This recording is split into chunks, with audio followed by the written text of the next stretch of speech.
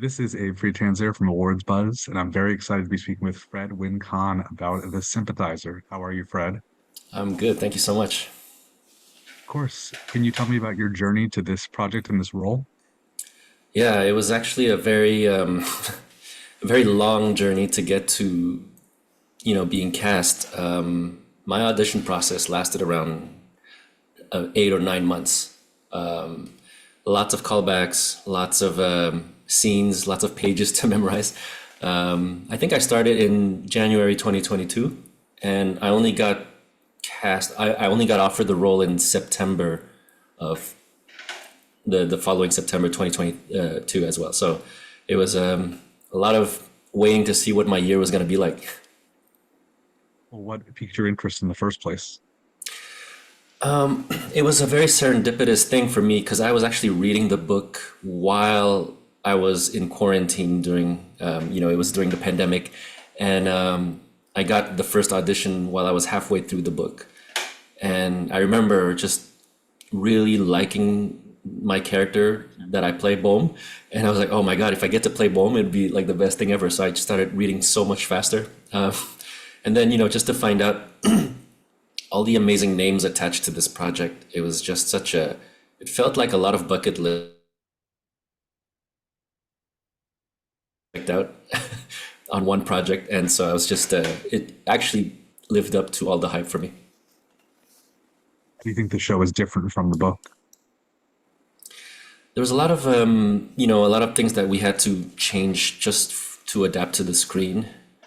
When you have someone who's such a good writer like Viet Nguyen, who, wrote such an amazing book, the experience you get from reading his words, you don't get that when you're watching it on screen. So it's a different way of consuming the story.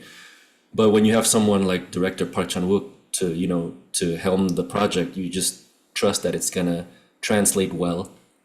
And I think there's a lot of small logistic changes that we had to do just to make shooting possible. Like in the book, Bom's son is actually a lot older. He's a toddler who can walk around and interact. And in this case, we have a baby, which I think it doesn't change much to the story. It's just a fact that it's just easier to shoot with a baby than with a toddler. Small stuff like Do you that, I think think, as well. Yeah. do you think that people who have seen and liked the show should go and read the book, or will it be a disorienting experience having already seen it and pictured everything with the people playing the characters? That's a good question. For me personally, I'm enjoying rereading the book now because when you're shooting it, a lot of the what you remember from the book and then from the scripts, sometimes I'm not sure which was what anymore. But I really enjoy right now rereading with the knowledge of how each character looks like, how they sound like, how the set looks, and just it's interesting to see the differences as well now. And there's a lot of people that come from having read the book first as well, and that's a whole different experience as well. And it's fun to hear people's opinions on both sides because it's hard to adapt something that's such a good source material. A lot of fans of the book are very, they're fans for a reason, and they have a lot of high expectations.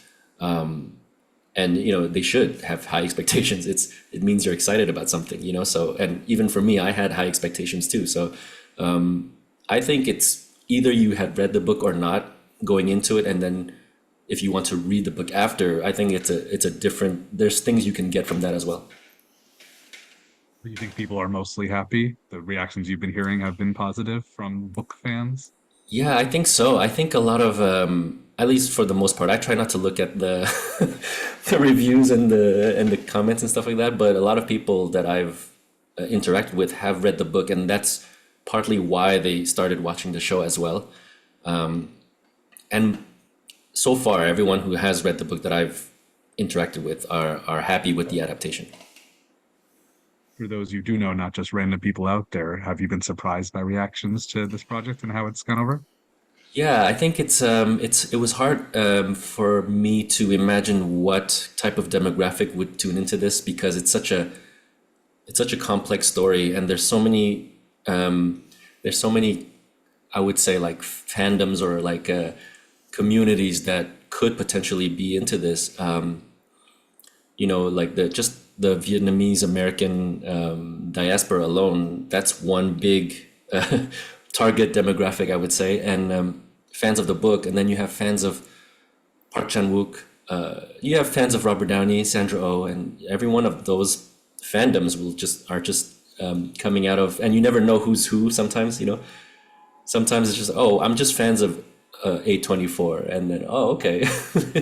So it's fun to see where all the people are coming from. What it's like working with Hua. Yeah, Hua is a. It's actually he makes the job very easy. For one part, like he has the most intense job. So for me to just be next to him, I can't really complain. I'm like, I see what you're going through. This guy had practically no days off. I mean, his character's in every scene because he's telling the story, so he has to be there. I think he had, I think he had 1 or 2 days off when it was flashbacks. But like his work ethic is so inspiring.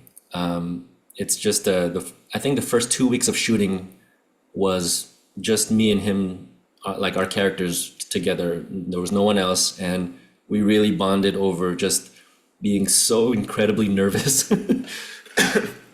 We realized the responsibility of telling a story like this, and not just for the fans of the book or just our careers, but the for the people that live through these events. It's just we wanted to make sure that we told the story in the most empathetic way or the most respectful way that we can without making it like seem like something that's just outrageous. But we really became friends because of the first 2 weeks of us just gauging each other's, also our proficiency in Vietnamese. We were so nervous coming into it. At least I was very nervous coming into it. My Vietnamese was very rusty when I got cast, so I had to really buckle down and really get into it. But when I met him and our proficiency was similar, we just really found like, okay, well, at least now I know I can't get fired because of this. So we just really like supported each other and helped each other out as much as we can. What was the experience of working with Park Chan-wook like? And that's a bucket list thing for me. Like I said before, I come from a stunts background, specializing in fight choreography. So for me, the old boy hallway fight scene is a scene that's just tattooed into my brain. I've studied that scene so much. As I was, also sometimes I get hired to create choreography. It's always something that I have in the back of my mind. And I have always wanted to have a fight scene directed by Park Chan-wook that I performed in.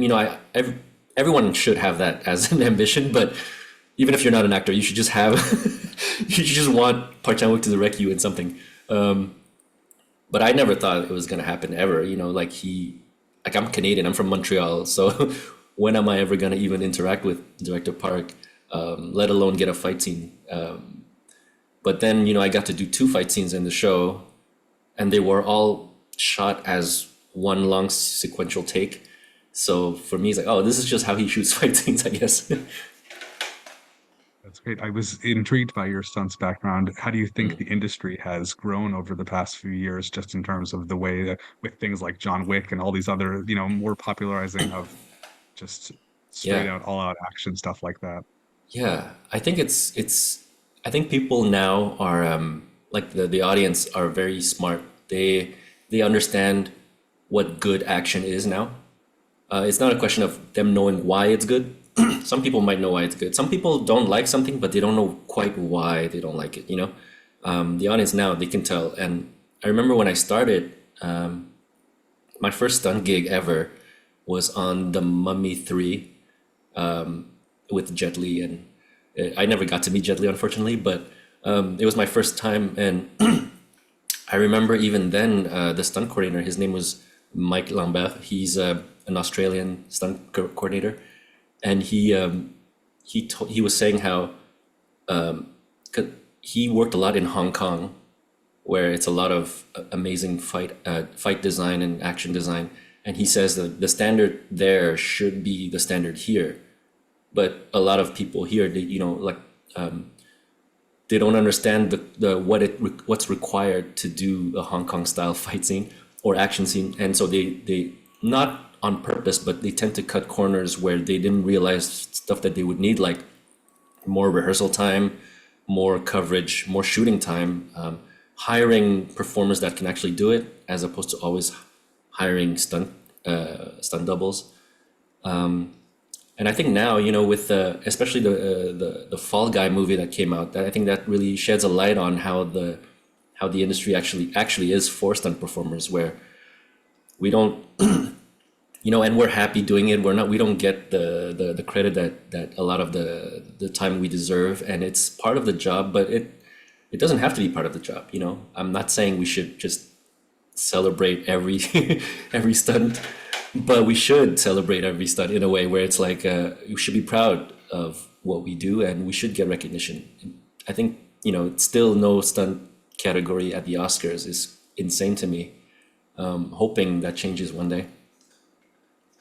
I ask everybody I talk to about a performance or a show right now that you're watching or seen recently that's very awards worthy, but I'd like to modify the question for you and ask for a fight scene that you've seen recently that you think is particularly awards worthy. Man, I haven't actually seen the movie yet, but Monkey Man looks amazing to me. I've seen some of the fight scenes, like brief clips, and I've, to me, it's like that's a project that I would want to work on. So if I want to work on a project based on action design, then I know that I'm going to enjoy it.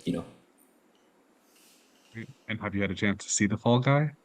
No, not yet. I was so busy doing press during while it was being released, and I just got back to Montreal, so this week is my my catch up week for everything that.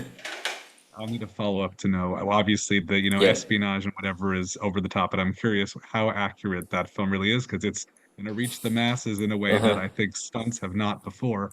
And I'm wondering whether Yeah. it's the right representation. I think it's a lot of fun, but I I'd be think, curious to hear your take. I think, David Leitch comes from a stunts background, and he's very respectful, and he's very adamant about representing it properly. So I think it's gonna be good.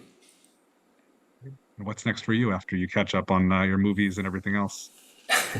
Right now, I'm just settling down from all this traveling from, doing press, and then I just got back from LA. I attended the Gold Gala, which was amazing. I'm just taking it easy, pacing myself. I'm not sure what I'm allowed to say right now, but I'm pacing myself because I don't know if I'll have a lot of downtime. So, and even my agent told me you should take it easy because you might you might have a lot of downtime after this. You might not. So might as well just take your time now, play your video games, watch your movies, take naps. Right now, I'm just chilling. Well, I like that. I wish you plenty of luck, and I hope we get to talk again about something Yes. soon. Thank you so much. It was so much fun.